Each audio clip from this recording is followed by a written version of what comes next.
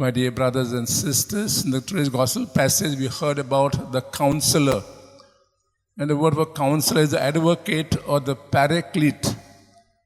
The word paraclete comes from the Greek word paraklos, which means somebody who is close to you when you are in trouble. Jesus tells disciples, now he's going away, but he will not leave them orphans.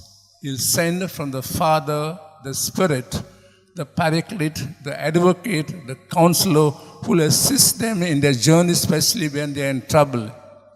He was aware that when he goes, when the disciples begin their ministry, they will have to face problems.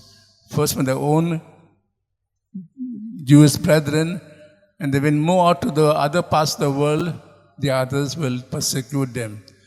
It tells, do not be worried, because the Holy Spirit will be with you when you face troubles.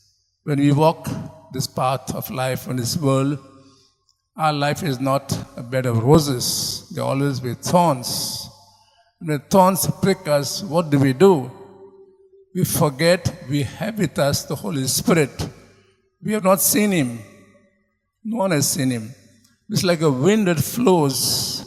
We can only feel His touch, because when wind touches us, we know that we've been touched by the wind. The same way, when we are in difficulties, tribulations, let's get in touch with the Holy Spirit with us and ask the Holy Spirit to assist us in the journey of life, especially in these times. Let's ask God for His grace. Be always conscious that we are not traveling this earth alone. We have the Spirit with us who accompanies us on a journey of life.